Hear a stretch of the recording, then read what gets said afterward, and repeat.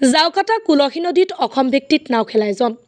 কামৰূপ জিলাৰ সন্তলীৰ জাউকাটা বজাৰ কুলসী নদীত আজি জাউকাটা বজাৰ ক্লাবে দুদিনীয়া কাৰ্যসূচীৰে অসম ভিত্তিত এখন নাও খেল অনুষ্ঠিত কৰে।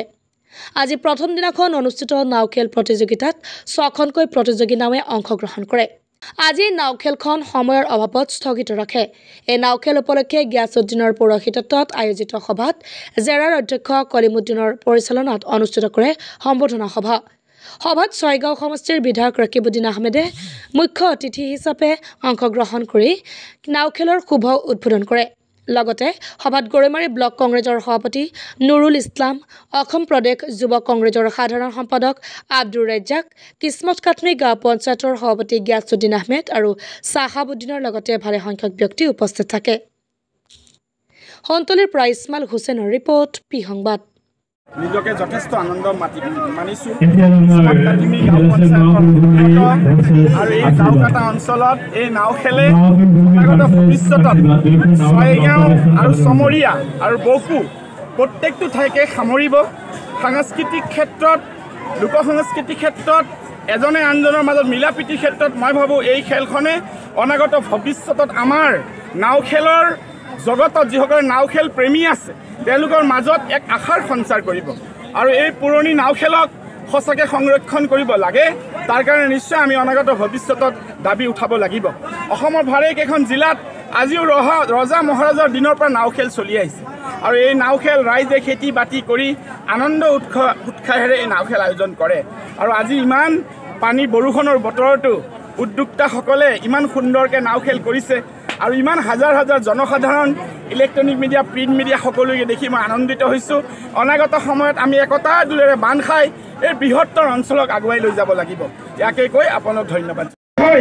জনসাধাৰণক, ৰাইজক লৈ আমি যাতে আগবঢ়াই যাব পাৰোঁ আৰু আগবাঢ়ি যাব পাৰোঁ তাৰে আমি ভৱিষ্যত পৰিকল্পনা নিশ্চয় কৰিব লাগিব।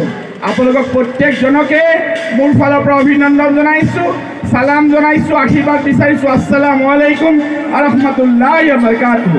এইখিনি কৈ উদ্যোক্তাসকলক ধন্যবাদ জনাই আৰু উদ্যোক্তাসকলে মোৰ ওচৰত কিছু অনুৰোধ ৰাখিছে, এই বিষয়ে মই পিছত কথা পাতিম।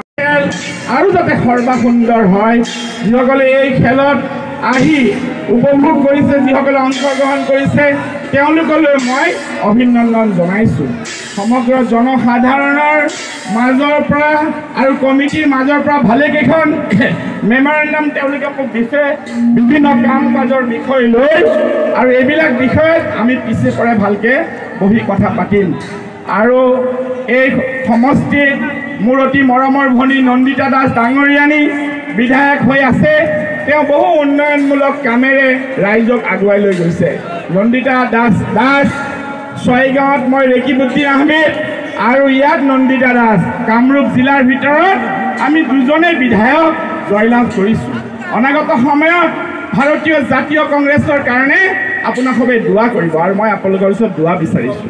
ভাৰতীয় জাতীয় কংগ্ৰেছ কম নহ'ব আৰু বেছি হ'ব, 50,000 মানুহ তাত আছিল।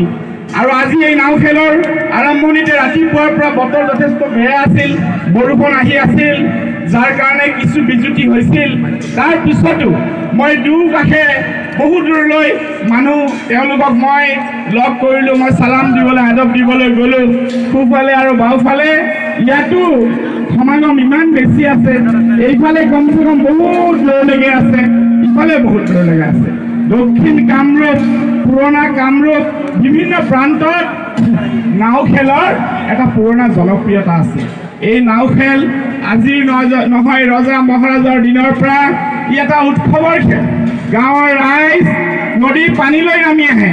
আমি যিহেতু ব্ৰহ্মপুত্ৰ নদীৰ বুকুৰ লগতে অসমীয়া জনজীৱন গাঁথনি, অসমীয়া জনজীৱন প্ৰতিফলিত হয় আৰু আমাৰ ইয়াত থকা বিভিন্ন নদ নদীসমূহত যি আনন্দ উল্লাসেৰে আমাৰ মানুহসকলে খেতি বাতি কৰাৰ পিছত এই নাও খেলৰ জৰিয়তে এটা আনন্দ উপভোগ কৰে। আৰু আজি ইমান সুন্দৰকৈ ভাতৃ গিয়াছ, লগতে আমাৰ জাউকাটা বজাৰ কমিটিৰ বিষয়ববীয়াসকল, তেওঁলোকৰ নামকেইটা মোক দিয়া নাই।